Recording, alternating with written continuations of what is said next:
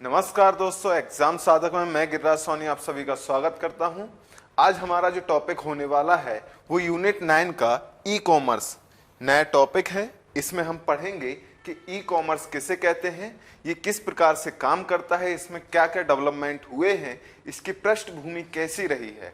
क्योंकि हर एक चीज का कुछ इतिहास होता है, ई कॉमर्स का भी कुछ इतिहास रहा होगा कि किस प्रकार से इसमें डेवलपमेंट हुए, कैसे इसका विकास हुआ है, ये भी देखेंगे। और ई कॉमर्स कितने प्रकार के होते हैं, किस तरीके से इसमें काम किए जाते हैं, वो भी देखेंगे। उसी के साथ साथ कुछ ऐसे क्वेश्चंस पे भी डिस्कस करेंगे जो संभावित होंगे या फिर पिछले वर्षों में आ चुके होंगे। तो चलिए क्लास को शुरू करते हैं। पहली बात, हमें फिर से एक ही बात मैं आपसे बोलता हूं कि जो भी टॉपिक पढ़ो, जिस टॉपिक को आप पढ़ने जा रहे हो उसके बारे में जानो। आज जैसे हम ई कॉमर्स पढ़ने जा रहे हैं, तो ई कॉमर्स होता क्या है, सबसे पहले हमें इस बात को समझना होगा। हर एक चीज की एक डेफिनेशन होती है, उसको समझो और उसके बारे में विचार करो और उसके बाद ही आगे बढ़ो तो बहुत अच्छा होता है। तो ई कॉमर्स ये बात है। अब ई का मतलब तो बाद में हम समझेंगे, सबसे पहले हमें समझना होगा कि कॉमर्स क्या होता है। क्योंकि हो सकता है कि आपसे ई कॉमर्स पूछ ले और एक एक लाइन की 4 डेफिनेशन दे दे या 4 ऑप्शंस दे दें और वो चारों आपको एक जैसे लगेंगे। क्यों लगेंगे? क्योंकि आपके दिमाग में अवधारणाएं कुछ ऐसी होंगी, डेफिनेशन कुछ ऐसी होगी। तो आज हम उस डेफिनेशन को आपको क्लियर कर देते हैं। देखिए, कॉमर्स का मतलब होता है कि आप जो व्यापारिक गतिविधियां होती हैं वो सब कॉमर्स के अंतर्गत आती हैं। व्यापारिक गतिविधियां जैसे खरीद बिक्री, लेन देन, ये सारी चीजें कहाँ आती हैं? सब कॉमर्स के अंदर आती हैं। जब यही इलेक्ट्रॉनिक रूप से होने लग जाता है तो उसे हम कहने लग जाते हैं ई कॉमर्स। इलेक्ट्रॉनिक रूप से कैसे? कि जैसे आप देखेंगे, आप भी देखते होंगे अमेजॉन, फ्लिपकार्ट या मिंत्रा वगैरह पे आप कुछ चीज परचेस करते हैं, OLX पे आप कुछ चीज बेचते हैं। तो ये सारी चीजें लेन देन हो रही हैं कि नहीं? व्यापारिक कार्य हो रहे हैं, जो कि किस प्रकार से हो रहे हैं? इलेक्ट्रॉनिक माध्यम से हो रहा है, इंटरनेट के माध्यम से हो रहे हैं। तो इसके लिए आपको जरूरी क्या है? यदि मुख्य घटक पूछे जाए, आवश्यक सामग्री पूछी जाए, तो सबसे पहले इंटरनेट की आवश्यकता होती है। दूसरी, जो आपको सर्विस प्रोवाइड करा रहा है उस सर्विस प्रोवाइडर की जरूरत होती है। सर्विस प्रोवाइडर इंटरनेट के साथ साथ जो वेबसाइट या जिस माध्यम से आप कर रहे हैं, जैसे यदि आप अमेजोन से कर रहे हैं कोई भी काम, तो अमेजोन बीच में आएगा। उसी प्रकार से आपको किससे कर रहे हैं, मोबाइल से कर रहे हैं या फिर आपके कंप्यूटर से कर रहे हैं, तो ये सारी चीजें आपके उसके मुख्य घटक हो जाते हैं। ठीक है, यहां तक मैं उम्मीद करता हूं आप सभी को समझ आया होगा। ई कॉमर्स की आपको डेफिनेशन समझ के रखनी होगी, क्योंकि आपको उसमें यह भी लिख के दिया जा सकता है कि इलेक्ट्रॉनिक रूप से लेन देन, बस इतनी सी बात हो जाएगी। नीचे दे देगा इलेक्ट्रॉनिक रूप से व्यापार। ठीक है, या फिर ऐसे भी क्वेश्चन आंसर किया जा सकता है, ऑप्शन दिया जा सकता है कि इलेक्ट्रॉनिक रूप से खरीद बिक्री। तो ये सारी चीजें आपको समझनी होंगी कि कहां पर क्या हमें उचित समझना है, क्योंकि यहां शब्दों का खेल बहुत ज्यादा होता है। क्योंकि हमें इलेक्ट्रॉनिक रूप से हम जैसे देखेंगे और वही टिक मार देंगे, जो कि हमारा गलत भी हो सकता है। तो चलिए आगे बढ़ते हैं। आगे बढ़ते हम देखें अब पृष्ठभूमि की तरफ। पृष्ठभूमि क्या रही कि किस प्रकार से जो है डेवलपमेंट हुए हैं, किस प्रकार से आपका ई कॉमर्स यहां तक आया हुआ है। तो सबसे पहले हम देखेंगे 1979 में। देखिए, पृष्ठभूमि आज मैं फिर से कहूंगा कि पृष्ठभूमि थोड़ी सी बोरिंग भी लगती है किसी किसी को बड़ी इंटरेस्टिंग लगती है कि कैसे इतिहास हुआ, क्या कुछ डेवलपमेंट हुए, जानने में मजा भी आता है। किसी किसी को बड़ी बोरिंग लगती है क्योंकि इसमें कुछ लॉजिकल नहीं होता है। तो यहाँ पर एक बात मैं आपको बता दूं कि हमें थोड़ी सी पृष्ठभूमि हर चीज की देखनी होगी। क्यों देखनी होगी? क्योंकि कहीं से तो चल के चीजें शुरुआत हुई होगी, कहीं से चीजें शुरुआत हुई हैं, तो वहां कहां से शुरू हुई हैं उनके बारे में थोड़ा बहुत जानना, डीप में हमें नहीं जाना है पर थोड़ा बहुत उसके बारे में जान लेना बहुत ज्यादा जरूरी होता है। तो देखते हैं 1979 में क्या हुआ।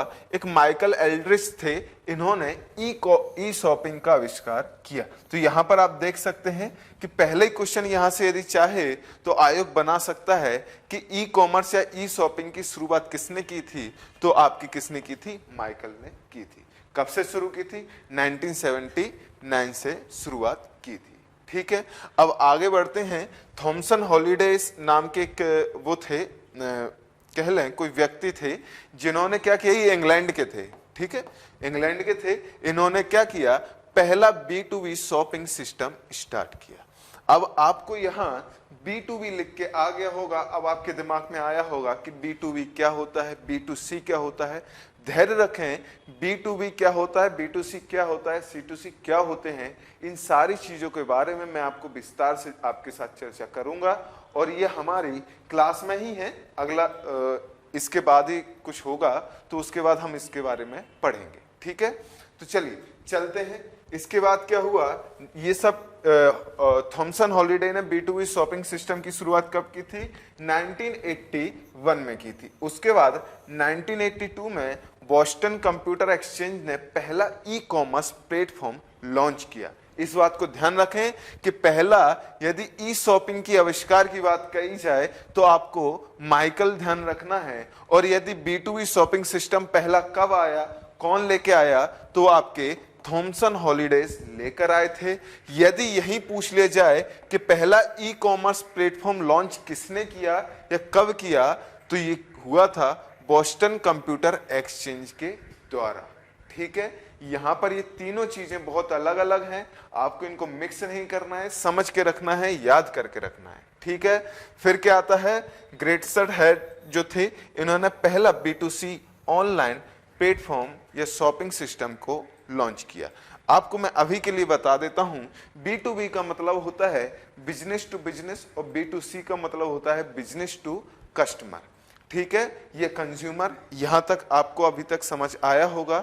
इनके बारे में हम विस्तार से चर्चा करेंगे, इसकी आपको बिल्कुल टेंशन नहीं लेनी है। तो चलिए, इसके बाद क्या था कि एक टाइल्स नामक एक बुक नेट मार्केट में सबसे पहले सुरक्षित खरीदारी बनी, जिसे क्रेडिट कार्ड द्वारा खरीदा गया। इसका मतलब क्या है कि यहां पर पहली 1994 में 10 समोनेर्स टेल्स नामक एक बुक नेट मार्केट की शुरुआत की गई, और यहां पर पहली खरीदारी की गई, वो भी किससे, क्रेडिट कार्ड के द्वारा आपकी की गई थी, ठीक है। चलिए आगे बढ़ते हैं, अगला देखते हैं ई कॉमर्स के प्रकार। क्या है, ई कॉमर्स के प्रकार हैं हमारे। तो यहां पर मैंने आपसे बोला था कि ई कॉमर्स के जो प्रकार होंगे उनके बारे में मैं आपसे विस्तार से चर्चा करूंगा। तो देखिए, ई कॉमर्स के कितने प्रकार हैं। ई कॉमर्स का मतलब वही है, आपसे बोला भी था कि ई कॉमर्स जब तक हमें समझ में नहीं आएगा कि ई कॉमर्स होता क्या है, तब तक हम चीजों को बेहतर तरीके से नहीं समझ पाएंगे। तो पहले हमें देखना होगा कि ई कॉमर्स है क्या, ठीक है। ई कॉमर्स हमने देख ही लिया था कि वित्तीय रूप से, इलेक्ट्रॉनिक रूप से किसी भी खरीदारी करना या बेचना, खरीद बिक्री का कार्य करना या व्यापारिक गतिविधियों को करना आपका ई कॉमर्स के अंतर्गत आता है। तो देखते हैं प्रकार। पहला क्या है, B2B। ये क्या होता है, ये होता है बिजनेस टू बिजनेस। इस बात को समझें, बिजनेस टू बिजनेस क्या होता है कि दो व्यापारियों के बीच होती है इसमें लेन देन। वो कैसे होती है, इलेक्ट्रॉनिक रूप से होती है। इलेक्ट्रॉनिक रूप से दो बिजनेसमैनों के बीच जो लेन देन होगा वो कैसे होगा, B2B मेथड पे होता है। अब इसके यदि आपसे उदाहरण की बात कही जाए तो इसका एक जनरल इलेक्ट्रिक नाम करके एक वेबसाइट है, वहां पर बिजनेस टू बिजनेस जो होता है, पोर्टल होता है, या फिर कहें गतिविधियां जो होती हैं वो B2B प्रकार की होती हैं। जो लेन देन होता है वो B2B प्रकार का होता है। अब इसके बाद आ जाते हैं, अगला कौन सा है, B2C। B2C क्या होता है, ये होता है बिजनेस टू कस्टमर या कंज्यूमर। बिजनेस टू कंज्यूमर क्या होता है कि जैसे एक बिजनेसमैन है, बिजनेसमैन का काम क्या होता है कि किसी भी प्रोडक्ट को या किसी भी उत्पाद को बेचना, और कंज्यूमर कौन होते हैं, जो उस प्रोडक्ट को खरीदते हैं। तो यहां पर ये लेन देन किन किन के बीच चलता है, बिजनेसमैन के बीच और कंज्यूमर के बीच चलता है। तो इसलिए इसे कहते हैं B2C। B2C लेन देन होता है यहाँ पर। तो इसके यदि उदाहरण देखें तो आप सभी को पता होगा, आप लोग अभी शॉपिंग करते हैं इलेक्ट्रॉनिक रूप से। आपने देखो, अगर आप फ्लिपकार्ट से कोई चीज मंगाते हैं, आप अमेजोन से कोई चीज मंगाते हैं, मिंत्रा से कोई चीज मंगाते हैं, तो वो एक उदाहरण है आपका B2C वाला। कैसा उदाहरण है? B2C उदाहरण है। इसमें क्या होता है कि एक बिजनेसमैन होता है, वो अपने प्रोडक्ट को उस प्लेटफॉर्म पर लॉन्च करता है और वहां से कंज्यूमर या फिर हम उसको परचेज करते हैं, उसको खरीदते हैं। तो ये हो जाता है आपका B2C का एक उदाहरण। आगे बढ़ते हैं C2C। C2C क्या होता है? C2C होता है एक प्रकार का, आप समझ लीजिए कि कंज्यूमर और कंज्यूमर के बीच में जो लेन देन होता है वो होता है। कैसे? आप बात को समझें कि यहां पर कोई बिजनेसमैन बीच में नहीं होगा, या फिर कहें यहां पर बिजनेस का कोई बिजनेसमैन जो होते हैं उनका कोई भी लेन देन यहां पर नहीं होगा। जैसे आप समझें कि मेरे पास कोई प्रोडक्ट है, मैं खुद ही एक कंज्यूमर हूं, मैं कोई बिजनेसमैन नहीं हूं। मेरे पास कोई प्रोडक्ट है, माना कि ये पेन है। अब मैं इस पेन का मेरे पास कोई यूज नहीं है या मुझे इसको बेचने की जरूरत है, तो मैं कोई एक ऐसा प्लेटफॉर्म देखूंगा जिसके ऊपर मैं इसकी डिटेल डाल दूंगा, इसकी प्राइस डाल दूंगा, और आप लोग उसको, या जो कंज्यूमर हैं जो इसको खरीदने के इच्छुक हैं वो उसे खरीद लेंगे। तो आप देख रहे होंगे कि मैं यहाँ कोई बिजनेसमैन नहीं हूं, मैं क्या हूं? मैं कंज्यूमर था, पर मुझे इस पेन की अब जरूरत नहीं है, या मुझे अब इसको बेचना है किसी भी कारण से। तो क्या है? मैं भी एक कंज्यूमर हूं, और जो खरीद रहा है वो भी क्या है? एक कंज्यूमर है।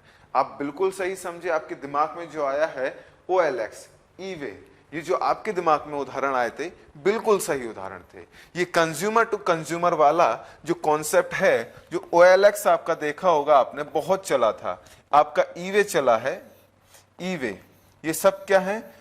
C2C के उदाहरण है। इसमें क्या होता है कि दो कंज्यूमर्स होते हैं, उनके बीच व्यापार होता है, मतलब बेचने वाला भी कंज्यूमर होता है और खरीदने वाला भी कंज्यूमर होता है। इसमें कोई भी बिजनेसमैन आपका नहीं होता है। एक क्वेश्चन था आपका पिछले वर्ष का ही कि ये जो नीलामी है, जो ऑक्शन लगती है, वो किस प्रकार का है, और ये क्वेश्चन ज्यादातर लोग के गलत हुए थे और आयोग ने भी इसके 2 ऑप्शंस सही माने थे। इसका कारण क्या है? देखिए, यहां पर मैं आपको इतनी डिटेल में इन सारी चीजों को पढ़ाने की सोच रहा हूं कि आपसे, देखिए यहां पर हर एक चीज तो मैं आपको बता नहीं सकता। नीलामी वाला जो फैक्ट है वो किसी भी बुक में नहीं था, पर वहां क्या था, जिसके कॉन्सेप्ट सही थे उसका ये सही निकला था। अब समझते हैं नीलामी कैसे, कि समझिए कि नीलामी करता कौन है। जैसे मैंने अभी बोला था कि मेरे को इस पेन की जरूरत नहीं है, ये किसी कारण से मुझे अब इसको बेचना है, तो क्या है कि मैंने एक इसकी प्राइस निश्चित रखी और उस प्राइस पे इसको डाल दिया। एक प्रकार से नीलामी मेरी स्टार्ट हो गई इस पेन की। या फिर मैंने ऑक्शन के लिए इसको रख दिया कि इसकी शुरुआती कीमत ये है और इसका सबसे ज्यादा जो प्राइस लगाएगा उसको ये पेन मैं बेच दूंगा। तो यहां पर आप देख रहे होंगे कि बेचने वाला कौन है? कंज्यूमर है। तो जी बिल्कुल है। और जो खरीदेगा वो कौन होगा? हो सकता है वो जरूरतमंद हो। तो C2C तो होगा ही ये, ठीक है। कैसा होगा? C2C तो होगा ही नीलामी, क्योंकि बेचने वाला भी हो सकता है। बेचने वाला तो कंज्यूमर है ही, क्योंकि उससे कोई बिजनेसमैन नहीं था। बिजनेसमैन होता तो नीलामी नहीं, वो सेल करता, ठीक है। नीलामी नहीं, वो क्या करता? सेल करता। वहीं जो खरीदने वाला है, हो सकता है वो अपने पर्सनल यूज के लिए खरीद रहा हो, तो वो भी एक कंज्यूमर हो गया। और हो सकता है कि वो जो खरीदने वाला है वो बिजनेसमैन हो, वो आपसे अभी खरीद के बाद में इसको फिर से सेल कर दे, रीसेल कर दे। तो यहां पर आयोग ने जो नीलामी थी उसे C2C और C2B के अंदर रखा था। ये दोनों ऑप्शंस को सही माना था। क्यों माना था? आज आपके दिमाग में क्लियर हो गया होगा, मैं ऐसी आपसे उम्मीद करता हूं। C2C क्यों थी नीलामी? क्योंकि बेचने वाला तो कस्टमर है ही। जो नीलामी जिसने अपने प्रोडक्ट की लगवाई है वो तो कस्टमर था ही, वो कोई बिजनेसमैन नहीं था, ठीक है। और जो खरीदने वाला है, हो सकता है वो अपने पर्सनल यूज के लिए खरीद रहा हो, तो वो कंज्यूमर हो सकता है। हो सकता है कि जो खरीदने वाला हो वो अभी खरीद के उसे रीसेल करे, मतलब वो बिजनेस के रूप में इसको खरीद रहा हो, तो B2C भी हो सकता है, ठीक है। यहां तक आपको चीजें समझ आई होंगी। तो चलिए अब क्या है C2B। C2B क्या होता है कि जैसे किसी व्यक्ति ने, कोई कंज्यूमर जो था, उसने अपनी कोई सेवा यहां पर आपको प्रदान करी है। जैसे समझें कि कंज्यूमर जो है वो कोई भी अपनी जरूरत की चीज या फिर कोई व्यापार जो है बिजनेसमैन के साथ करता है, जो कस्टमर है या कंज्यूमर है उसके बीच और बिजनेस के बीच, ये बिजनेसमैन के बीच ये सारी चीजें हों। जैसे समझें कि जैसे आप समझेंगे, आपको एक वेबसाइट याद होगी, नहीं हो तो आप कभी सर्च करना, जो ट्रिप एडवाइजर नाम करके एक वेबसाइट होती है, वो कैसी एक C2B प्रकार की है, क्योंकि वहां पर जितने भी कंज्यूमर्स होते हैं वो अपने द्वारा जो अनुभव प्राप्त हुए हैं उन्हें बिजनेसमैन को सेल करते हैं या फिर उनको बताते हैं। तो वहां पर क्या हुआ, ये कंज्यूमर टू बिजनेस एक प्रकार का आपका काम हुआ। ठीक है, अब इसके बाद आ जाते हैं G2B। G2B क्या है, ये G क्या है, यहाँ पर G फॉर गवर्नमेंट है और B फॉर, यहाँ पर आपको याद ही होगा, B फॉर बिजनेस है। यहाँ पर एक बात को ध्यान रखना, यदि आप चाहें तो लिख लीजिए, B फॉर बिजनेसमैन होता है, बिजनेस होता है, C फॉर आपका कंज्यूमर होता है, कस्टमर होता है, और एक चीज और याद रखना, C4 यहां सिटीजन भी हो जाता है। कब होता है ये मैं आपको बताऊंगा, क्योंकि यहां पर भी क्वेश्चन गलत होने की संभावनाएं हो जाती हैं, क्योंकि बहुत सारे लोग क्या है कि C4 कस्टमर देखा या फिर उसने उसका मोड ही नहीं देखा। जब G2C की बात आ जाएगी तो ये जो कस्टमर या कंज्यूमर है वो सिटीजन में चेंज हो जाएगा, और आपको C का पता था कि C4 कस्टमर होता है, कंज्यूमर होता है, तो आप क्या करेंगे कि गवर्नमेंट टू कंज्यूमर जो होगा वो वाला ऑप्शन सही कर देंगे, जो कि गलत हो जाएगा आपका। गवर्नमेंट टू यहां पर सिटीजन आपका ऑप्शन होगा। चलिए देखते हैं, और G4 गवर्नमेंट होता है। देखते हैं G2B क्या है। G2B का मतलब ये है कि आपका G2B आपका है गवर्नमेंट टू बिजनेस। मतलब ये है कि गवर्नमेंट और बिजनेस जो है उनके बीच जो भी व्यापारिक लेन देन होगा या फिर जो भी गतिविधियां होंगी वो कहां पर होंगी, यहीं पर होंगी। जैसे ई गवर्नमेंट, ई गवर्नेंस नाम करके कोई व्यवस्था एक आपने सुनी हुई होगी, ई गवर्नेंस चलती है। ई गवर्नेंस क्या है कि यहां पर आप क्या करते हैं, यहां पर आप कोई भी सरकारी या प्रशासनिक संस्था अपनी सेवाएं व्यापारिक संस्थान को जो प्रोवाइड कराती है, जो व्यावसायिक संस्थान है उनको प्रोवाइड कराती है, गवर्नमेंट अपनी कोई भी स्कीम हो या फिर सुविधा हो, तो वहां पर कौन सा होता है, G2B होता है। जैसे देखेंगे आप कि बहुत सारी स्कीम होती हैं, बहुत सारे पोर्टल्स होते हैं जिनके द्वारा गवर्नमेंट जो है बिजनेस को कोई सुविधा मुहैया कराए, तो वहां पर कौन सी हो जाती है, आपकी G2B हो जाती है। उसी प्रकार से आप अगला देखेंगे तो अगले में आपने देखा होगा B2G है। B2G क्या है, बिजनेस टू गवर्नमेंट हो गया। बिजनेस टू गवर्नमेंट में क्या होता है, बिजनेस टू गवर्नमेंट होता है आपका कि जब बिजनेसमैन जो है वो गवर्नमेंट को कोई अपनी सुविधाएं दे, तो उसे हम क्या बोल देते हैं, उसे बोल देते हैं B2G। अब वहीं आ जाते हैं अगले पर जो है G2C, और मैंने आपको बोला था कि यहां पर थोड़ा सा ध्यान देना। क्यों देना, क्योंकि यहां पर C फॉर कंज्यूमर या कस्टमर नहीं है, यहां पर C फॉर आपका सिटीजन है। तो ये होता है गवर्नमेंट और सिटीजन के बीच में। जैसे आप देखें कि MP ऑनलाइन, आपको MP ऑनलाइन क्या करता है, गवर्नमेंट की वेबसाइट है जो आपको कुछ सुविधाएं मुहैया कराता है। किसको कराता है, सिटीजन्स को सुविधा मुहैया कराता है। इसी प्रकार से और भी गवर्नमेंट की जो वेबसाइट्स होती हैं जिनके द्वारा आपको जो, जैसे फास्टैग है, फास्टैग क्या है कि फास्टैग पे आप जाते हैं, गवर्नमेंट की वो है वेबसाइट है या फिर कह लें एक सुविधा है आपको जो दी जा रही है। किसको दी जा रही है, सिटीजन्स को दी जा रही है। तो वो कैसी है, यहां पर आप कंज्यूमर नहीं, आप सिटीजन हैं। ठीक है, इस बात को याद रखना, क्योंकि गवर्नमेंट के लिए कोई कंज्यूमर नहीं होता है, सिटीजन होता है। तो यहां पर आप फास्टैग का इस्तेमाल करते हैं या फिर MP ऑनलाइन, तो वो आपका क्या होता है, G2C के अंतर्गत आपका आता है। अब अगला है, ये आपको बड़ा नया सा लगेगा, P2P। इसका मतलब होता है पेयर टू पेयर नाम करके इसको बोलते हैं, पेयर टू पेयर करके इसको बोला जाता है। Pairs to pair. यहां पर क्या होता है कि यहां पर जो लेन देन होता है इनके बीच कोई भी मध्यस्थ नहीं होता है, मतलब कोई ब्रोकर नहीं होता है, कोई मीडिएटर इनके बीच नहीं होता है। जो लेन देन होता है वो डायरेक्ट रूप से होता है, तो उसे P2P के अंदर रखा जाता है। जैसे एक है नुटेला, जिसे यहां पर G साइलेंट रहता है। नुटेला नाम करके एक नेटेला करके है या नोटेला करके है, कुछ ऐसा करके एक वेबसाइट है जहां पर P2P प्रकार की आपको सुविधा दी जाती है। ये क्या करती है, यहां पर कोई मीडिएटर नहीं होता है। जैसे आप देखेंगे कि आप अमेज़न पे कोई चीज बेचने जा रहे हैं तो वहां पर कंपनी वाला जो है, जिस कंपनी का प्रोडक्ट आप खरीदने जा रहे हैं, जैसे आप कोई मोबाइल खरीदने जा रहे हैं किसी कंपनी का, माना कि एक्स कंपनी का कोई आप मोबाइल खरीद रहे हैं और आप खरीद रहे हैं, तो उस कंपनी और आपके बीच एक व्यक्ति है, वो कौन है, फ्लिपकार्ट या अमेज़न। यहां पर कोई नहीं होता है, कोई मीडिएटर के तौर पे नहीं होता है, यहां पर आपको डायरेक्ट सुविधा दी जाती है। अब अगला कौन सा है, ई कॉमर्स है। ई कॉमर्स में क्या होता है कि जो गतिविधियां होती हैं वो आपको कैसे दी जाती हैं, वो आपको इलेक्ट्रॉनिक रूप से या मोबाइल के जरिए आपकी सुविधाएं प्रदान की जाती हैं, उसे हम क्या बोलते हैं, ई कॉमर्स के अंतर्गत रखते हैं।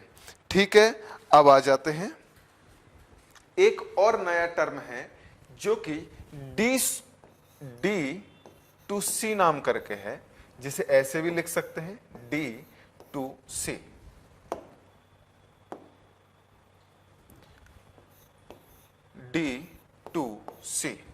D2C नाम करके एक और कॉमर्स है। इसमें क्या होता है कि आपका जो प्रोडक्ट है वो डायरेक्टली आपको सेल किया जाता है, डायरेक्ट सेल किया जाता है। इसका मतलब ये है कि यहां पर जो सर्विस प्रोवाइड की जाती है या जो बेची खरीदी की जाती है, जो कॉमर्स किया जाता है, जो व्यापार किया जाता है, वो डायरेक्ट कंपनी और किसके बीच होता है, कंपनी और आपके कंज्यूमर्स के बीच होता है। जैसे आप समझें कि आपको कोई भी सुविधा जो है वो डायरेक्ट आपको दे दी जाए, तो वो आ जाती है आपकी D2C के अंतर्गत आ जाती है। ठीक है, यहां तक आपको चीजें समझ आई होंगी, मैं ऐसा उम्मीद करता हूं। चलिए अब आगे बढ़ते हैं। ई कॉमर्स में प्रयुक्त होने वाली तकनीक है, क्योंकि ई कॉमर्स किस प्रकार से काम करती है इस बात को समझना भी बहुत ज्यादा जरूरी है। क्योंकि ई कॉमर्स किस प्रकार से किस तकनीक पे आधार पे काम करती है, जैसे मैंने अभी तक समझा था कि रोबोटिक्स कैसे काम करता है, एआई कैसे काम करता है, और भी चीजें जो हम समझते गए हैं, इंटरनेट कैसे काम करता है उसकी भी अवधारणा होती है। क्योंकि मैं पढ़ाता हूँ, मेरा भी कुछ तरीका होगा, कैसे पढ़ाता हूँ मैं, बोर्ड से पढ़ाता हूँ आपको कैमरे के सामने, उसी प्रकार से ई कॉमर्स किस प्रकार से काम करता है ये भी बहुत ज्यादा जानना आपके लिए बहुत ज्यादा जरूरी हो जाता है। तो यहां पर क्या है, हमें ई कॉमर्स में प्रयुक्त होने वाली तकनीकों को देखना होगा कि किस तकनीक पे ई कॉमर्स आपका काम करता है। तो यहां पर आपको कुछ चीजें समझनी होंगी। एक है EDI, ये क्या होता है, इसमें आप समझिए कि जैसे ई कॉमर्स करने के लिए हमें क्या क्या करना होगा। आप बड़े ठंडे दिमाग से सोचिए, आपको यहाँ रटने रटाने की कोई जरूरत नहीं है। ये पूरा जो सब्जेक्ट है आपको लगता होगा कि बहुत टफ सब्जेक्ट पड़ जाता है या कुछ भी ऐसा है, पर ऐसा कुछ भी नहीं है। क्यों नहीं है, क्योंकि ये बहुत ही लॉजिकली और डेली जो आप यूज कर रहे हैं चीजें, डेली कुछ ना कुछ करते ही रहते हैं। ठीक है, डेली कंप्यूटर से, एआई से जुड़े हुए हैं, रोबोट्स से जुड़े हुए हैं, कुछ ना कुछ देखते ही रहते हैं, मूवीज देखते रहते हैं, ई कॉमर्स तो डेली करते ही हैं, इंटरनेट डेली यूज करते हैं। तो ये जो यूनिट 9 आपकी जो है वो आपकी डेली यूज वाली यूनिट है, आप डेली करते हैं, बस इसको थोड़ा सा दिमाग से आप पढ़ेंगे। जैसे आपको पता है ई कॉमर्स करने के लिए आप 2-3 काम तो करते ही हैं। एक होता है आपके सामने प्रोडक्ट आया, प्रोडक्ट की डिटेल्स आई, तो किस प्रकार में आई, वो डाटा के रूप में आती है कि उसकी फोटो, उसके बारे में जानकारी, तो किस फॉर्म में आती है, वो डाटा के फॉर्म में आती है, ना कि प्रोडक्ट आता है। कि प्रोडक्ट तो हमें ऑनलाइन दिखता है ना, जैसे ये रोबोट है, रिमोट है, ये रिमोट को हम ऑनलाइन देखूंगा तो ये रिमोट तो मुझे हाथ में नहीं दिखाएगा, उसका डाटा होगा, इसके बारे में जानकारियां होंगी कि ये रोबोट ऐसे, रिमोट ऐसे ऐसे है, इसकी प्राइस दी जाएगी, इसकी फोटोज दिखाई जाएंगी, ये सारी चीजें हमारे सामने होंगी। तो ये कैसे होगी? डाटा के फॉर्म में होगी। तो इसी प्रकार से सबसे पहले क्या होता है? EDI होता है, मतलब इलेक्ट्रॉनिक डाटा इंटरचेंज होता है। यहां पर क्या होता है कि आपको डाटा यहां पर भेज दिया जाता है, डाटा आपको प्राप्त होता है जहां से आप जानकारियां निकालते हैं। ये ई कॉमर्स के लिए बहुत बेसिक चीज की जरूरत होती है इसमें, ठीक है। यह एक कम्युनिकेशन सिस्टम है। कम्युनिकेशन सिस्टम कैसे है? क्योंकि यही तो एक होता है जो आपके और बिजनेसमैन और कंज्यूमर के बीच में काम करता है, क्योंकि वो डाटा है जो भी उसके सामने जा रहा है उसको देख के ही तो वो परचेज करेगा या नहीं करेगा।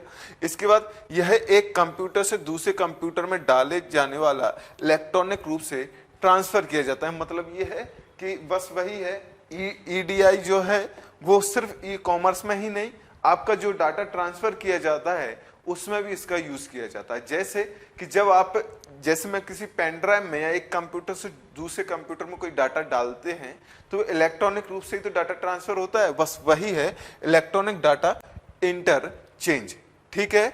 1970 में पहली बार ई कॉमर्स में इसका प्रारंभ किया गया था। मतलब 1970 के बाद से इसको ई कॉमर्स के अंदर प्रयोग करने लग गए थे। सर्वाधिक प्रयोग इसका B2B कॉमर्स में किया जाता है। मतलब ये है बिजनेस टू बिजनेस जो कॉमर्स होता है इसमें EDI का बहुत ज्यादा इस्तेमाल होता है। कैसे होता है कि समझिए कि जैसे एक बिजनेसमैन दूसरे बिजनेसमैन से कुछ मांग रहा है, इलेक्ट्रॉनिक रूप से कुछ मांगा, तो वो वहां से चीजों को ट्रांसफर करता है। जैसे आपने एंटीवायरस खरीदा है, ठीक है, किससे खरीदा है? आपने किसी से खरीदा, तो वो आपको मिला, और वो किस फॉर्म में मिला? इलेक्ट्रॉनिक रूप में मिला, फॉर्म में मिला। तो ये बिजनेसमैन से जहां पे ये एंटीवायरस बनाया गया था वो भी एक बिजनेसमैन के पास गया, तो किस फॉर्म में गया? इलेक्ट्रॉनिक डाटा के फॉर्म में ही गया है, ठीक है। तो सबसे ज्यादा इसका इस्तेमाल जो होता है B2B में होता है। ये इस्तेमाल B2C में भी होता है, मैं ये कह नहीं रहा कि इसका इस्तेमाल B2C में नहीं होता है। B2C में तो इसका मुख्य रूप से इस्तेमाल होता ही है, लेकिन यदि सर्वाधिक रूप से देखा जाए तो ये सर्वाधिक रूप से B2B फॉर्म में सबसे ज्यादा इसका इस्तेमाल किया जाता है, ठीक है। आगे बढ़ते हैं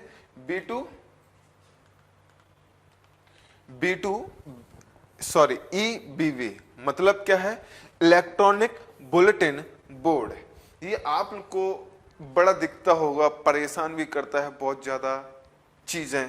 क्या परेशान करती है वो मैं आपको बताता हूं। जैसे आपने कोई चीज खोली, ठीक है, जैसे आप हमारी वेबसाइट खोलते हैं, हमारे वेबसाइट में जाते हैं, तो आपको ना वेबसाइट की जानकारी तो मिलेगी, उसी के साथ साथ आपको कुछ पॉपअप दिखाई देंगे, कुछ बोर्ड्स आते जाएंगे, कुछ एडवर्टाइजमेंट आपको दिखते रहेंगे। तो बस ये वही होता है। क्या होता है? Electronic bulletin board. यहां पर क्या होता है? आपको एडवर्टाइजमेंट कंपनियों के दिखाई देते हैं, या आपको कुछ चीजें दिखती हैं जो क्या होती है? एडवर्टाइज रूप से होती हैं। यह एक ऑनलाइन कम्युनिकेशन सिस्टम है। यह सब्जेक्ट की इंफॉर्मेशन को शेयर करता है। मतलब यह है कि वहां पर जो एडवर्टाइजमेंट है वो किसका होगा? किसी प्रोडक्ट का होगा, किसी सेवा का होगा, किसी भी वस्तु का होगा, किसी चीज का हो सकता है। वो क्या होगी कि वहां पर आपको इंफॉर्मेशन शेयर करता है, मतलब उसके बारे में जानकारी आपको देता है। इसे मैसेज बोर्ड या कंप्यूटर फोरम भी कहा जाता है। इसके मैसेज को कोई भी रीड और रिस्पॉन्स कर सकता है, अतः ये सार्वजनिक होता है, ठीक है। इसका प्रयोग एजुकेशन और एंटरटेनमेंट में सबसे अधिक किया जाता है, ठीक है। आगे देखते हैं। अगला आपका होगा EFT, electronic fund transfer. Electronic fund transfer क्या होता है कि एक इलेक्ट्रॉनिक रूप से किसी भी सेवा के बदले आप जो पैसे दे रहे हैं या वस्तु के बदले आप पैसे दे रहे हैं, वो किस प्रकार से आप ट्रांसफर करते हैं। जैसे अभी आप कोई चीज खरीदते हैं और उसका ऑनलाइन पेमेंट करते हैं, तो किस प्रकार से होता है? आपका EFT से होता है, इलेक्ट्रॉनिक फंड ट्रांसफर। ये एक माध्यम होता है।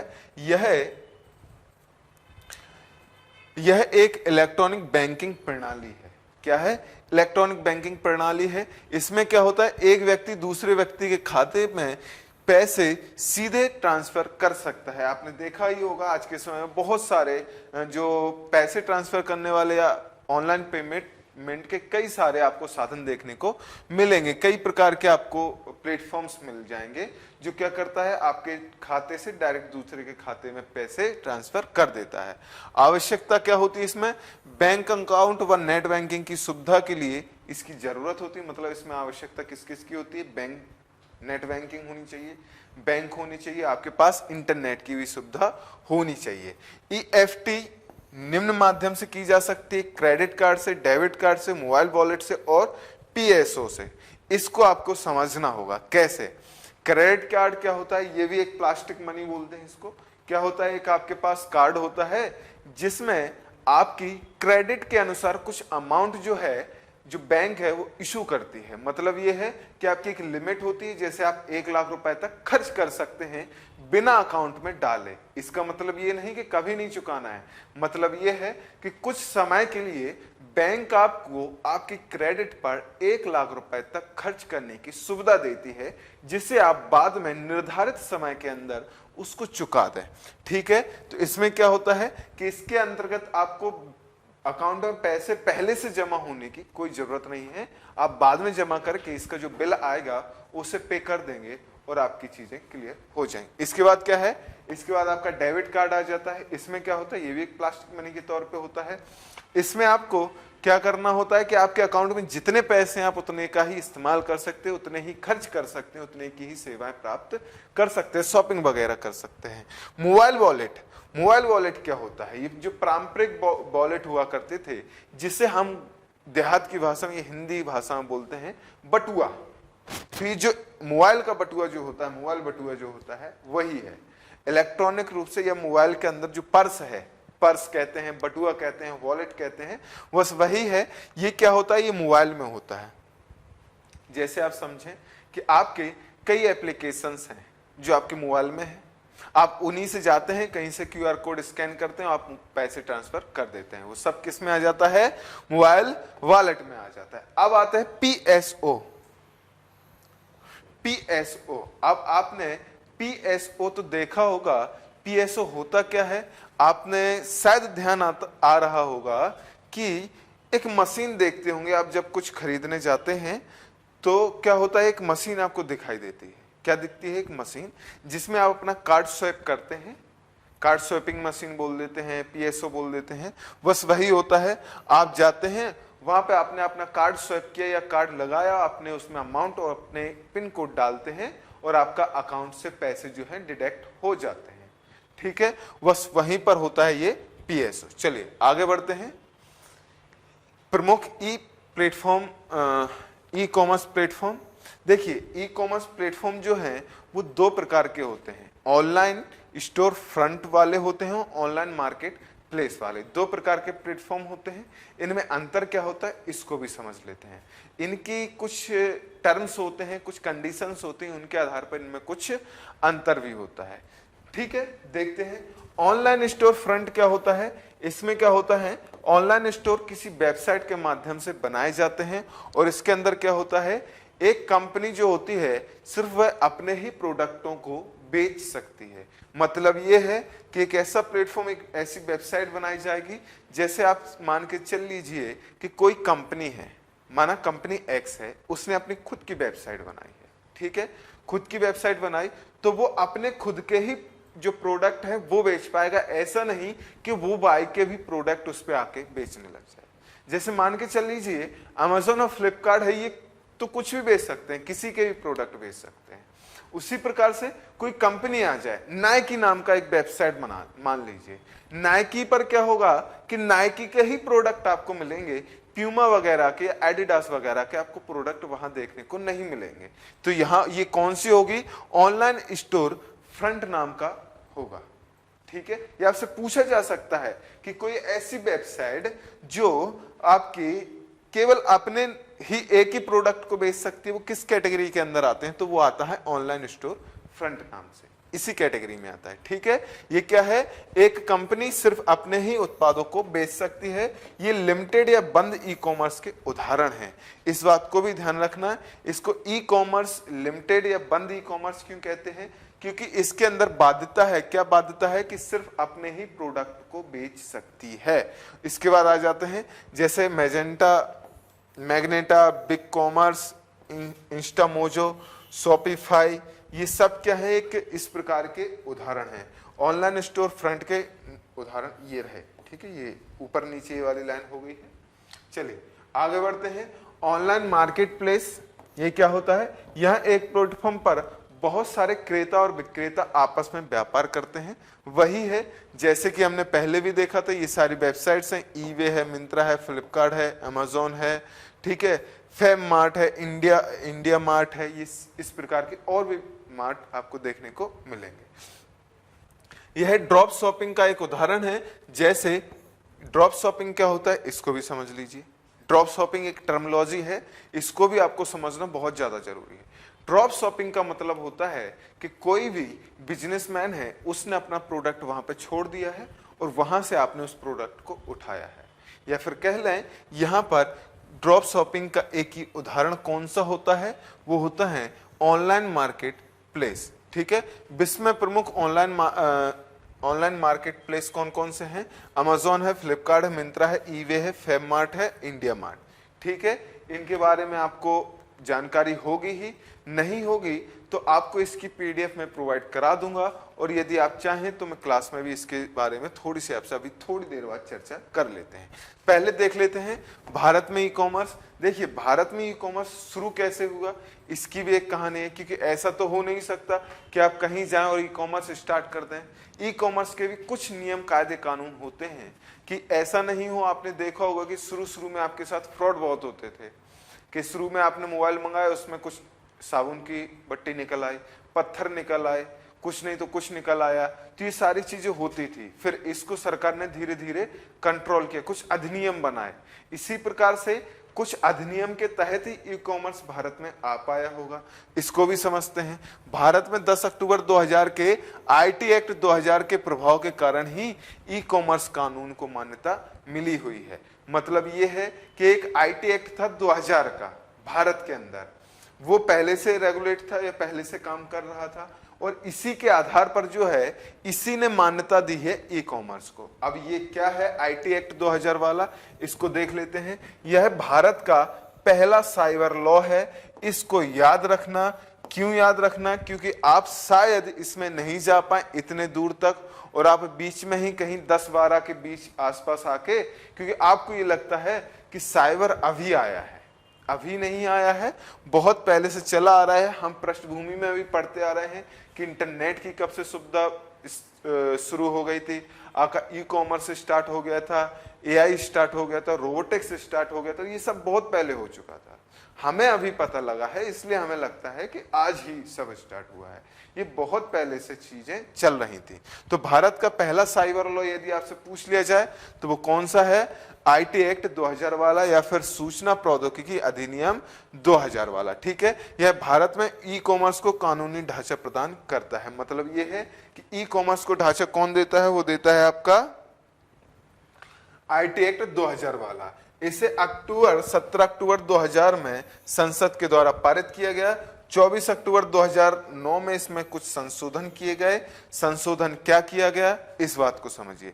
संशोधन ये किया गया, आपको नीचे दिख रहा होगा कि डिजिटल हस्ताक्षर एवं इलेक्ट्रॉनिक दस्तावेज को कानूनी मान्यता प्रदान की गई यहाँ पर इस प्रकार के संशोधन के द्वारा। इसीलिए आप देखते होंगे कि आज आप लोग जो है ऑनलाइन फॉर्म भरते हैं तो उसमें क्या है, आप अपनी पीडीएफ लगाकर सबमिट कर देते हैं, अपनी फोटो सबमिट कर देते हैं, तो वो इलेक्ट्रॉनिक दस्तावेज हो गए और इसको मान्यता भी प्राप्त हो गई है। तो उसको क्या कहते हैं, इसी प्रकार से डिजिटल हस्ताक्षर। तो डिजिटल हस्ताक्षर आज के समय में आप देखते होंगे कि आप बैंक में जाएं और खाता खोलें तो एक डिजिटल हस्ताक्षर आज के समय में चलने लग गए हैं। इंटरनेट बैंकिंग में बहुत ज्यादा इस्तेमाल होता है डिजिटल हस्ताक्षर। तो इन सबको मान्यता कहां से मिली है, इन सबको मान्यता आईटी एक्ट 2000 के संशोधन 2009 वाले से इसको मान्यता मिली हुई है। तो यदि आपसे ये पूछा जाए कि इलेक्ट्रॉनिक दस्तावेज को कानूनी मान्यता कब मिली है या फिर कौन से एक्ट से मिली है, तो वो आईटी एक्ट 2000 से मिली है। कब मिली है, 2009 से मिली है, क्योंकि 2009 में इसमें संशोधन किया गया था, ठीक है, यहां तक आपको समझ चीजें आ गई होंगी। अब चलते हैं उपभोक्ता संरक्षण अधिनियम 2019। इस अधिनियम को लाने की क्या जरूरत थी? आपको मैंने अभी थोड़ी देर पहले बताया था कि कई फ्रॉड हुए हैं किसी किसी के साथ, कि किसी ने बड़ा महंगा सा मोबाइल ऑर्डर किया था, उसका मोबाइल आया, उसने अनबॉक्स किया और अनबॉक्स में उसको मिलता है उसमें पत्थर, या फिर साबुन मिलता है, या कुछ और प्रोडक्ट मिलते हैं, या फिर फेक प्रोडक्ट मिल जाते हैं।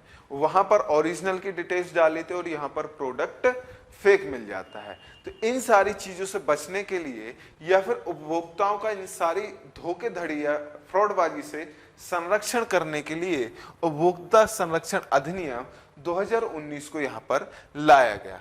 ठीक है, इसने उपभोक्ता संरक्षण अधिनियम 1986 को प्रतिस्थापित किया। मतलब यह है कि 1986 में एक उपभोक्ता संरक्षण अधिनियम पहले से था, पर वो क्या था, वो जो फिजिकल मार्केट जो होती है, कि जैसे मैं किसी दुकान पे जाऊं और दुकान वाला कोई फ्रॉड कर दे तो मैं कंज्यूमर कोर्ट में जाता हूं, इस अधिनियम के तहत मैं उसके ऊपर केस कर देता हूं। पर इस वाले अधिनियम में ये जो इलेक्ट्रॉनिक ई कॉमर्स जो है, इलेक्ट्रॉनिक माध्यम से लेन देन जो है, वो सम्मिलित नहीं था। तो इसलिए नया अधिनियम 2019 वाला लाए और इसको हटाते हुए 1986 वाले को हटाकर नया वाला 2019 वाला लाए हैं। अब यह देखा जाए तो 20 अक्टूबर 2020 से संपूर्ण भारत में लागू होता है। क्योंकि देखिए, आपका जम्मू एंड कश्मीर अब सारी चीजें लागू होती हैं, लेकिन कुछ लोगों के दिमाग में अभी भी इस चीज को एक्सेप्ट नहीं कर पाए हैं, या फिर पढ़ते पढ़ते रेजिस्टेंस हो गया दिमाग के अंदर कि अब वो जाते ही नहीं दिमाग से। ठीक है, तो वो यही है कि ये संपूर्ण भारत में लागू होता है, और अब जितने भी अधिनियम, नियम, कानून जो भी होगा वो संपूर्ण भारत में लागू होगा। पहले होता था कि जम्मू कश्मीर में लागू नहीं होता था, अब होगा संपूर्ण भारत में। तो ये भी संपूर्ण भारत में लागू होता है। तो यहां पर आप क्वेश्चन अभी भी ध्यान से पढ़ना, क्योंकि आयोग थोड़ी सी आपके साथ खेल खेल सकता है कि वो लिख दे यह अधिनियम भारत में लागू होगा और पीछे लिखा होगा जम्मू कश्मीर को छोड़कर, और आप आगे की बस 2 शब्द देखेंगे, अधिनियम भारत में लागू होगा, और टिक मार देंगे। क्वेश्चन को मैं आपसे कहूंगा, मैं अपने पर्सनल अनुभव से बोल रहा हूं, अपना व्यक्तिगत अनुभव जो स्टूडेंट के दौरान रहा है और टीचिंग के दौरान भी जो अनुभव रहा है, उसमें भी मैंने देखा है कि जो बहुत होशियार होते हैं या फिर जिन्हें अच्छे से चीजें आती हैं, वो भी कहीं ना कहीं पीछे रह जाते हैं। उसके पीछे का कारण ये है कि हम कभी कभी कॉन्फिडेंस, ओवर कॉन्फिडेंस में होते हैं, कभी कभी लापरवाही होती है, कभी कभी डर होता है, ये सारी चीजें होती हैं। मैं गलत नहीं कह रहा हूं कि ओवर कॉन्फिडेंस वगैरह ऐसी चीजें, बहुत सारी सिचुएशंस है वो बन जाती हैं आपके साथ। तो उनके कारण क्या होता है कि आप क्वेश्चन कभी कभी पूरा नहीं पढ़ते हैं। जैसे मैंने एक जो गलती है, बहुत आम गलती देखी है, वो ये है कि जैसे क्वेश्चन यहां से शुरू हुआ, यहां तक चला, ठीक है, और यहां पर भी थोड़ा सा क्वेश्चन था, तो व्यक्ति क्या करते हैं, स्टूडेंट क्या करता है कि क्वेश्चन यहां से लेके यहां तक का पढ़ा, और ये नीचे 2 शब्द दिए थे वो तो पढ़े ही नहीं, और वही 2 शब्द में सारी चीजें थी। क्या थी कि जैसे यही वाला देख लो कि उपभोक्ता संरक्षण अधिनियम संपूर्ण भारत में लागू, बस इतना पढ़ा आपने, और यहां पर लिखा सही है गलत है, जो कुछ भी नीचे ऑप्शंस दिए थे आपने ऑप्शंस को समझ लिया। क्या लिखा था कि उपभोक्ता संरक्षण अधिनियम 2019 संपूर्ण भारत में लागू, इतना पढ़ा आपने, सोचा कि होता है, लेकिन नीचे लिखा था नहीं होता है। ठीक है, या फिर आपने बस जल्दी से थोड़ा सा पढ़ा, जो उपभोक्ता संरक्षण अधिनियम है भारत में लागू, इतना पढ़ा, आपने सोचा होता है लिखा होगा, और आपने टिक मार दिया। तो वहां पर क्या हुआ कि आपने जो क्वेश्चंस था वो पूरा नहीं पढ़ा। ठीक है, या फिर पढ़ा भी तो कोई शब्द नहीं समझ पाए। इसीलिए मैं आपको कहता हूं कि टर्मिनोलॉजी को समझा करो। टर्मिनोलॉजी समझना बहुत ज्यादा जरूरी है, क्योंकि टर्मिनोलॉजी थोड़ा सा चेंज हो जाती है और पूरे क्वेश्चन को बदल देती है। तो चलिए आगे बढ़ते हैं। ये सारी चीजें आप धीरे धीरे सीख ही जाएंगे, और मैं भी थोड़ा थोड़ा कभी कभी बताता रहूंगा। चलिए देखते हैं।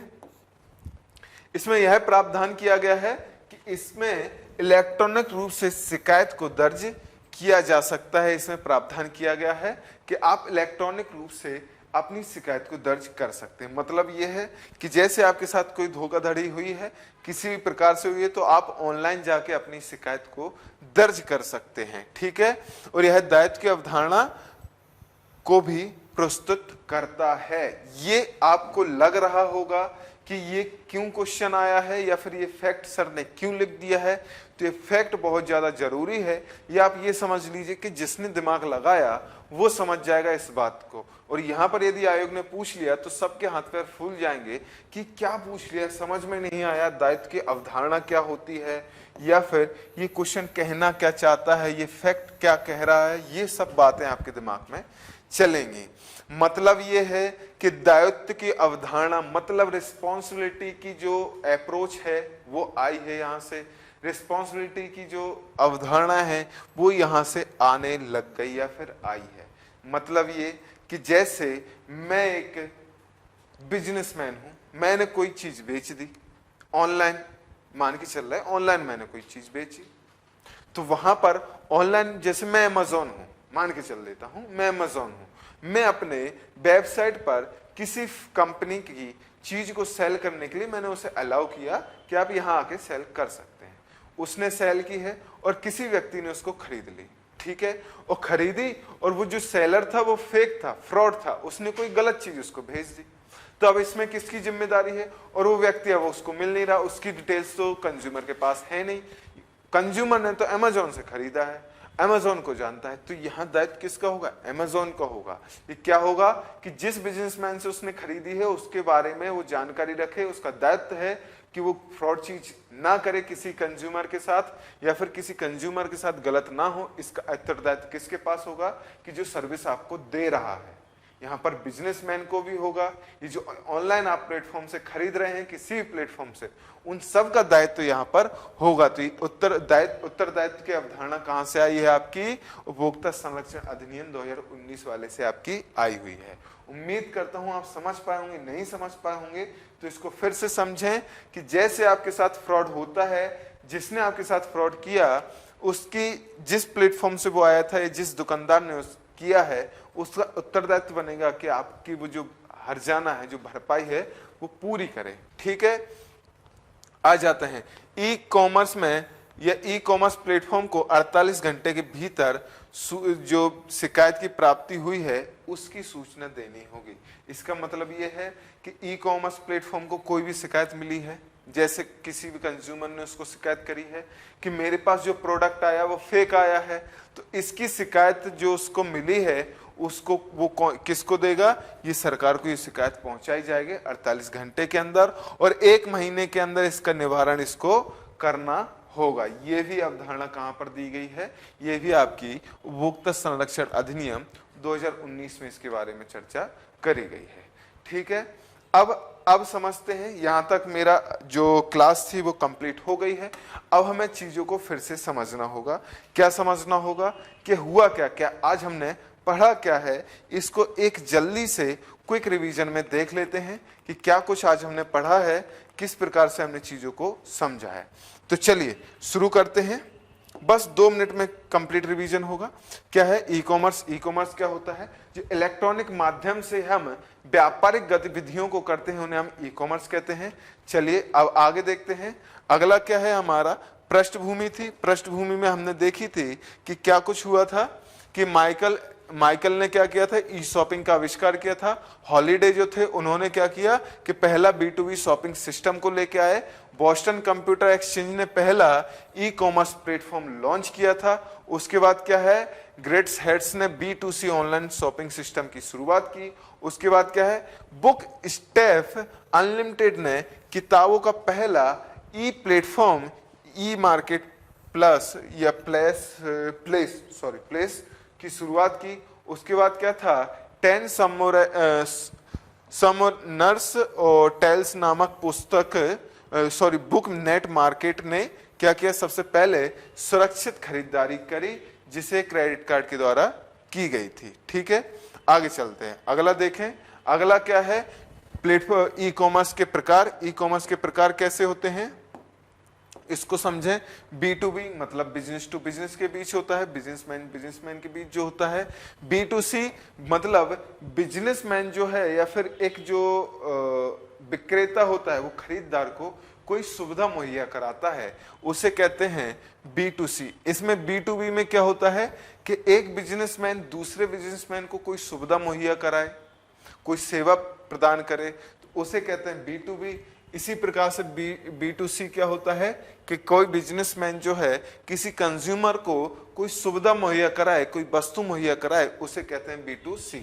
इसी प्रकार से C2C क्या है कि कंज्यूमर किसी कंज्यूमर को सुविधा दे, जैसे आपका OLX है, ईवे है। इसी प्रकार से C2B है कि कंज्यूमर कोई सुविधा आपके बिजनेसमैन को प्रोवाइड कराए। जैसे आपसे मैंने बोला था कि मेक माई ट्रिप करके कुछ है, वो आपका, हाँ, मेक माई ट्रिप करके कुछ ट्रैवलिंग एजेंसियां होती हैं। वो क्या करती हैं कि जो ट्रैवल करके आया है उससे कुछ अनुभव प्राप्त करती है, कुछ फोटोज मांगता है, ये सारी चीजों को करता है, तो इसे बोलते हैं। चलो आ जाते हैं G2B। ये क्या होता है, गवर्नमेंट टू बिजनेसमैन के बीच होता है। मतलब गवर्नमेंट जो है या प्रशासन अपनी कोई सुविधा किसी भी बिजनेसमैन को प्रोवाइड करा रही है, तो उसे कैसे कहते हैं, G2B के अंतर्गत आता है। अब B2G क्या होता है कि बिजनेसमैन कोई सुविधा या कोई वस्तु गवर्नमेंट को उपलब्ध कराएगी, तो उसे हम कहेंगे B2G के अंदर। G2C जो होता है, यहां पर इस चीज को ध्यान रखें, G2C मतलब गवर्नमेंट टू कंज्यूमर या कस्टमर नहीं होता है, गवर्नमेंट टू सिटीजन होता है। मतलब गवर्नमेंट कोई सुविधा मुहैया कराए, किसको, सिटीजन्स को कराए, तो उसे क्या बोलते हैं, उसे बोलते हैं G2C। इसी प्रकार से P2P क्या है, पेयर टू पेयर, मतलब इसमें कोई भी मध्यस्थ नहीं होता है, कोई मीडिएटर नहीं होता है, कोई ब्रोकर नहीं होता है, डायरेक्ट आपको सुविधा दी जाती है। ठीक है, इसके बाद आगे बढ़ते हैं। अगला हमने क्या पढ़ा है, आगे हमने पढ़ा है ई कॉमर्स के या ई कॉमर्स में प्रयुक्त तकनीकें। ई कॉमर्स में कौन कौन सी तकनीक प्रयुक्त होती है आपका, एक तो EDI होती है, इलेक्ट्रॉनिक डाटा एक्सचेंज मतलब इंटरचेंज। इसका मतलब क्या होता है, ये कम्युनिकेशन सिस्टम है, इसके द्वारा क्या होता है, एक कंप्यूटर से दूसरे कंप्यूटर में डाटा को ट्रांसफर किया जाता है इलेक्ट्रॉनिक रूप से। 1970 में पहली बार ई कॉमर्स में इस्तेमाल किया गया था, और सर्वाधिक इसका इस्तेमाल कहाँ होता है, B2B में सबसे ज्यादा इसका इस्तेमाल किया जाता है। अब आगे चलें, अगला देखें, अगला क्या है, EBB। EBB क्या है आपका, इलेक्ट्रॉनिक बुलेटिन बोर्ड बोलते हैं जिसे। इसमें क्या होता है, ये भी एक ऑनलाइन कम्युनिकेशन सिस्टम है, इसमें सब्जेक्ट की इंफॉर्मेशन शेयर की जाती है, एक प्रकार का सस्ता मद्दा एडवर्टाइजमेंट हो गया। ठीक है, एडवर्टाइजमेंट हो जाता है और आपका एंटरटेनमेंट भी हो जाता है, नॉलेज भी शेयर हो जाते हैं एजुकेशन के संबंध में। इसे मैसेज बोर्ड या कंप्यूटर फोरम भी कहा जाता है। इसके मैसेज को कोई भी रीड या रिस्पॉन्स कर सकता है, अतः यह सार्वजनिक होता है।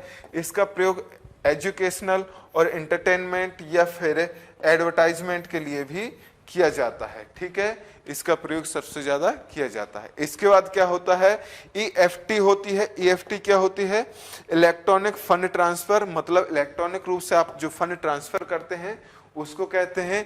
इसमें credit card, debit card, mobile wallet और PSO जैसी सुविधाएं दी जाती हैं। ठीक है, हम देखते हैं प्रमुख e commerce platform. E commerce platform क्या होते हैं, ई कॉमर्स प्लेटफॉर्म दो प्रकार से काम करते हैं। एक करता है आपका ऑनलाइन स्टोर फ्रंट और दूसरा करता है online market place. Online store front क्या होता है, ऑनलाइन स्टोर फ्रंट में कि कंपनी जो होती है वो सिर्फ अपनी ही कंपनी के प्रोडक्ट को बेच सकती है और किसी भी प्रोडक्ट को, अन्य कंपनी के प्रोडक्ट को नहीं बेच सकती है। जैसे मैंने आपको बोला भी था कि बहुत सारी ऐसी वेबसाइट्स होती हैं जो क्या करती हैं कि यहाँ पर अपने ही प्रोडक्ट को बेच पाती हैं और किसी और का प्रोडक्ट नहीं बेच पाती। इसे क्या बोलते हैं, लिमिटेड या बंद ई कॉमर्स भी इसे बोला जाता है। चलिए आगे देखते हैं अगले पर। अगला क्या है कि ऑनलाइन मार्केट प्लेस। यहाँ पर क्या होता है, ये खुली होती है, खुली प्रतिस्पर्धा होती है या फिर कहें ओपन ई कॉमर्स है। इसमें क्या होता है कि बहुत सारे क्रेता और विक्रेता होते हैं जो आपस में व्यापार करते हैं। ड्रॉप शॉपिंग का एक उदाहरण है, और इसके अंतर्गत ही जितने भी आज के हम समय में एप्लीकेशंस या प्लेटफॉर्म का इस्तेमाल कर रहे हैं वो आते हैं, जिससे हम शॉपिंग को करते हैं। ठीक है, आगे बढ़ते हैं। अगला क्या था, भारत में ई कॉमर्स। भारत में ई कॉमर्स कैसे संभव हुआ, इसको भी हमें समझना होगा। इसको हमने आपको समझाया भी है, एक शॉर्टकट में इसको देख लेते हैं। क्या है कि जो आईटी एक्ट 2000 वाला है वही आपको ई कॉमर्स को मान्यता देता है, या उसी के आधार पर ई कॉमर्स संभव हो पाता है। आईटी एक्ट 2000 क्या है, यह भारत का पहला जो साइबर लॉ है वो मानते हैं, ठीक है। यह भारत में ई कॉमर्स को कानूनी ढांचा प्रदान करता है। इसे 17 अक्टूबर 2000 में संसद में पारित किया गया था। इसके बाद आता है कि 2009 में इसमें कुछ संशोधन भी किया गया। संशोधन क्या किया गया कि इस संशोधन के द्वारा जो आपके डिजिटल हस्ताक्षर हैं और इलेक्ट्रॉनिक दस्तावेज हैं उनको यहां पर आपको मान्यता दी गई है। क्या की गई है, मान्यता दी गई है।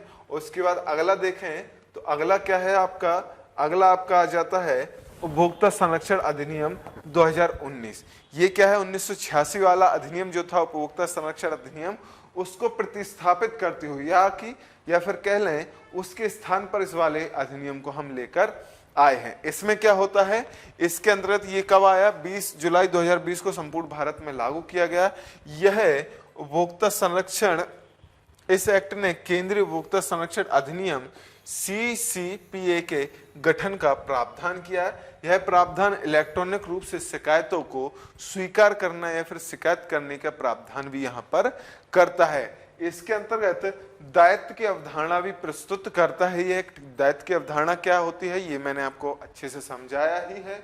इसके बाद क्या है, इसमें ई कॉमर्स प्लेटफॉर्म के उत्तरदायित्व होगा या दायित्व होगा कि वो 48 घंटे के अंदर शिकायत का जवाब दे और उसके बारे में जानकारी दे और 1 महीने के अंदर अंदर इस जो शिकायत हुई थी उसका निवारण करे। तो यहाँ तक की बातें हमने आपसे कर ली हैं। बस आज की क्लास इतनी ही। उम्मीद करता हूँ कि आपको ये सारी चीजें समझ में आई होंगी। आपके क्वेश्चंस जो हैं आपकी यहीं से क्वेश्चंस सारे बन जाएंगे, ऐसी मैं उम्मीद करता हूँ। आपको समझ में भी आएंगे ये भी मैं उम्मीद करता हूँ। तो चलिए आज के लिए इतना ही। बहुत बहुत धन्यवाद। आपका दिन शुभ रहे।